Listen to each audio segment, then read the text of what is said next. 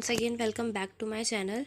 My name is Navya and in this video we are going to study our unit number 5th, that is the Kautilya Saptang theory of state. and इसी का एक छोटा सा topic रह गया था हमारा, that is the Mandal theory, कि कौटिल्य ने मंडल थ्योरी जो दी थी वो क्या है, उसके अंदर क्या क्या चीज़ें बताई गई है, वो हम इस वीडियो में पढ़ने वाले हैं आज। ठीक है, तो विदाउट वेस्टिंग अवर टाइम हम कंटिन्यू करते हैं अपनी इस वीडियो को। तो बेसिकली कौटिल्य की जो मंडल थ्योरी है वो कुछ इस सर्कल ऑफ स्टेट्स की तरह दिखती है। अब ये जो सर्कल ऑफ स्टेट्स है इसके अंदर आपको एक दिख रहा होगा किंग, एक आपको एनिमी दिख रहा है, एक अलाई दिख रहा है ग्रीन से, और फिर अगेन रेड से एनिमी। ये रेड वाले सारे एनिमी हैं, ब्लैक वाला हमारा एक किंग है और ग्रीन वाला हमारा अलाई है। ठीक है, और ये जो सर्कल है ये ऐसे कंटिन्यू होता रहेगा, एनिमी के बाद अलाई, अलाई के बाद एनिमी, ये सारी चीज़ें ऐसे कंटिन्यू होती रहेंगी। तो इस सर्कल को अभी हम देखते हैं। इससे पहले हम लोग अपना थोड़ा थ्योरी पे आ जाते हैं। ठीक है, तो द मंडल थ्योरी हमें क्या बताती है? सबसे पहले कि जो Kautilya's mandala theory is also known as the circle of states theory. जैसे अभी हमने पढ़ा कि ये सर्कल है पूरा एक, ठीक है, जिसके अंदर अलग अलग एनिमी, अलाई, किंग ये सब बने हुए हैं। तो यही क्या है, एक सर्कल ऑफ स्टेट्स थ्योरी इसको कहा जाता है।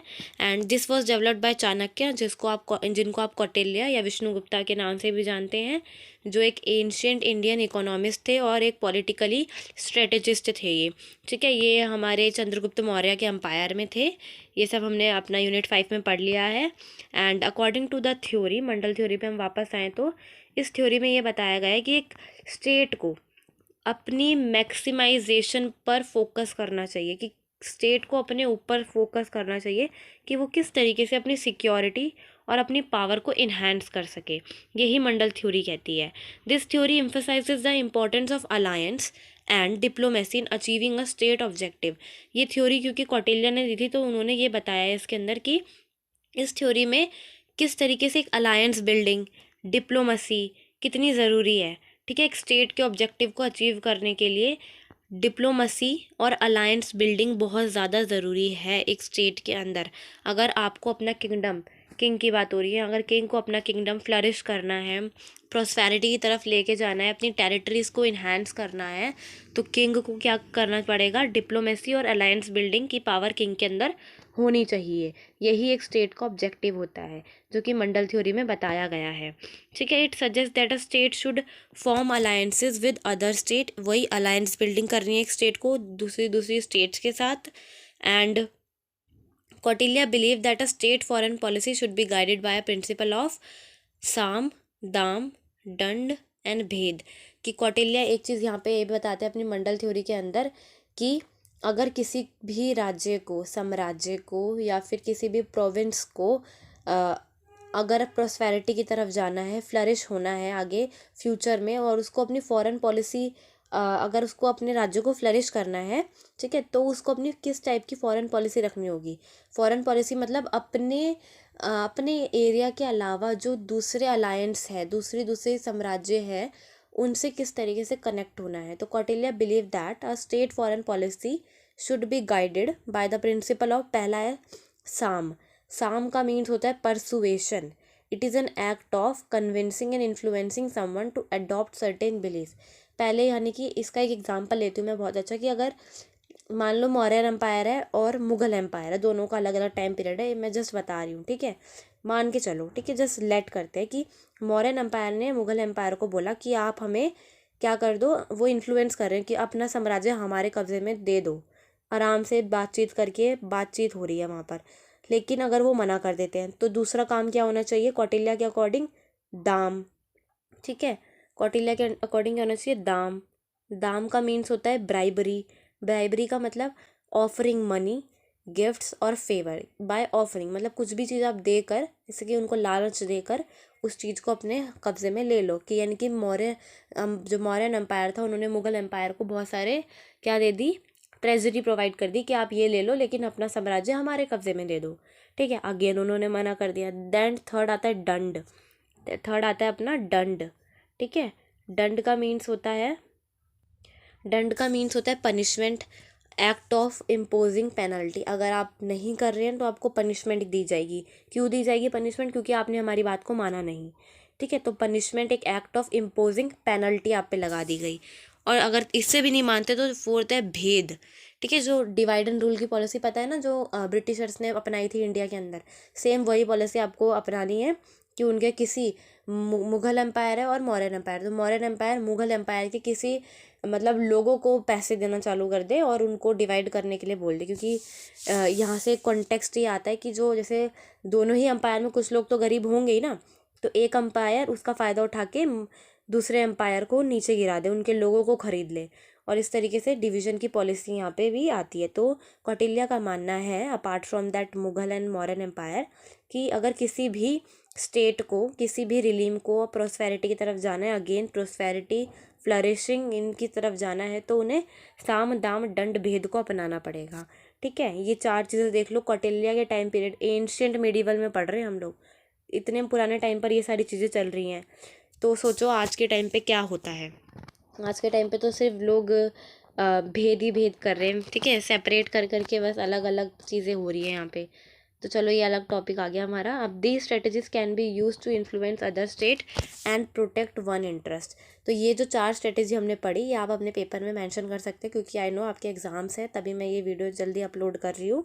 ठीक है, तो ये स्ट्रेटजीज यूज़ की जा सकती है टू इन्फ्लुएंस अदर स्टेट्स को इन्फ्लुएंस करने के लिए, एंड प्रोटेक्ट वन इंटरेस्ट, खुद को बचाने के लिए और दूसरी स्टेट को इंटरेस्ट खुद के अंदर लाने के लिए, या उनको इन्फ्लुएंस करने के लिए कि आप अपनी जो भी साम्राज्य सत्ता धीरे धीरे धीरे, ये नहीं एकदम से तुम्हारा पूरा साम्राज्य मांग लेंगे।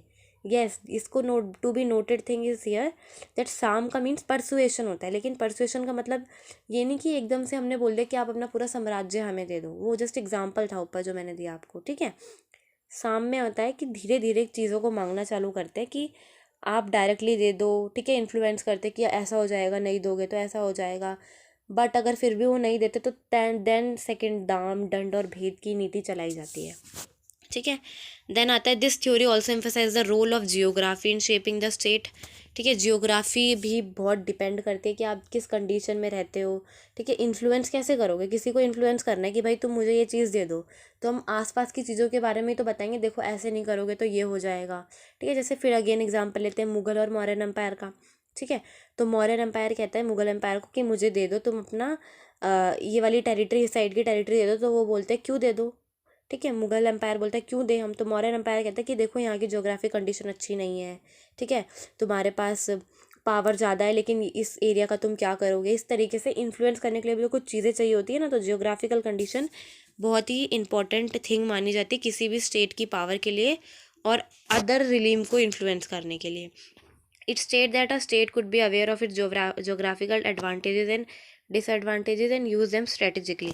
इसलिए यहाँ पर ये पॉइंट आपका ऐड किया गया है कि क्या, कि जो स्टेट है उसको अवेयर रहना है कि उसकी जोग्राफिकल कंडीशन क्या है, कहीं उसको उससे कहीं स्टेट को उससे कोई एडवांटेज तो नहीं है या उससे कोई डिसएडवांटेज तो नहीं है, ये एक स्टेट को पता होना चाहिए।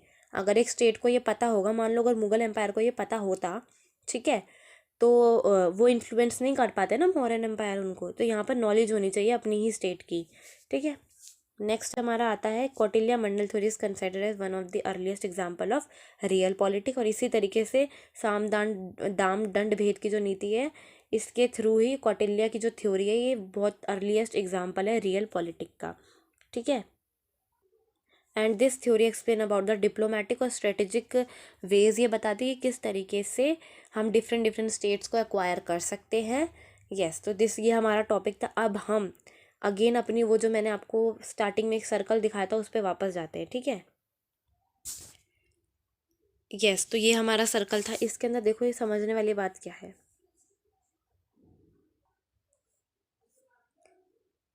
इसके अंदर आपको ये समझना है कि देखो ये है हमारा किंग। ठीक है, ये किंग का एक पूरा रिलीम है। अब किंग का होगा एक एनिमी। ठीक है, किंग का एनिमी है बिल्कुल, जो सबसे, ये डिस्टेंस मैटर करता है कि जितना पास जो होगा वो एनिमी है और जितना दूर वो अलाय है। तो किंग का एक एनिमी होता है। ठीक है, अब वो एनिमी जो है वो चाहता है कि ये एनिमी चाहता है कि किंग की पूरी भी जितनी भी इसके रिलीम है उसको लेने की कोशिश करेगा।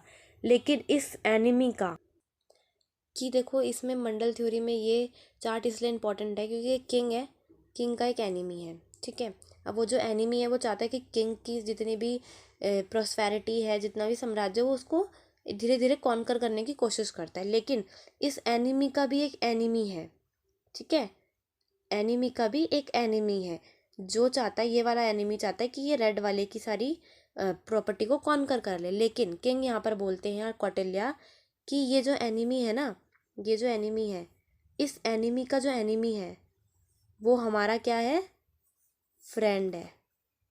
एनिमी का एनिमी हमारा दोस्त। सिमिलरली इस वाले अलाई का भी एक हमारा, ये अलाई बन गया इस तरीके से। अब इस अलाई का एक और एनिमी है। अब ये जो एनिमी है, ठीक है, ये इसका एनिमी है, लेकिन ये तो हमारा दोस्त है ना, तो इसका एनिमी है ये।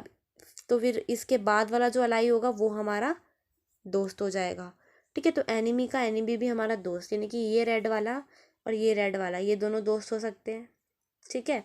और ये ग्रीन वाला और ये जो नेक्स्ट ग्रीन हमारा होगा वो हमारे दोस्त हो सकते हैं। तो यहाँ से आई होप आपको ये समझ आ रहा होगा कि एनिमी का भी जो एनिमी है वो हमारा दोस्त है। यही कौटिल्य की मंडल थ्योरी कहती है कि कुछ भी करो बट स्टेट्स को, ये अलग अलग जो रिलीम्स है ना, ग्रीन रेड, इनको अक्वायर करो। कोई सी भी नीति अपनाओ, साम दाम दंड भेद कुछ भी करो, बस अपने साम्राज्य को फ्लरिश करो, प्रोस्पेरिटी की तरफ लेके जाओ। तो यही कौटिल्य की मंडल थ्योरी कहती है कि इट इज़ अ, हमने अभी पढ़ा कि कौटिल्य की मंडल थ्योरी क्या कहती है कि it is a circle of states theory, है ना। सर्कल ऑफ स्टेट्स थ्योरी यहाँ पे बोला है ना इसको, तो यही वाले सर्कल की बात हो रही है। King, enemy, ally, ally I mean enemy, फिर अलाय, फिर एनिमी, फिर अलाय। तो इस तरीके से ये मंडल थ्योरी, यही सर्कल ऑफ स्टेट थ्योरी, इसी को बोला गया है कि कोई भी नीति अपनाओ बट ये इन सारी स्टेट्स को कॉन्कर करो और एक अपना प्रोस्पेरिटी वाला साम्राज्य बनाओ। तो आई होप आपको ये मंडल थ्योरी बहुत अच्छे से क्लियर हो गई होगी। सो ये टॉपिक इम्पॉर्टेंट है, अगर पेपर में आता है तो लिख कर आना है, ठीक है, अच्छे से। और yes, all the best for your exams and that's all for today. We will meet in our next video. Okay, bye.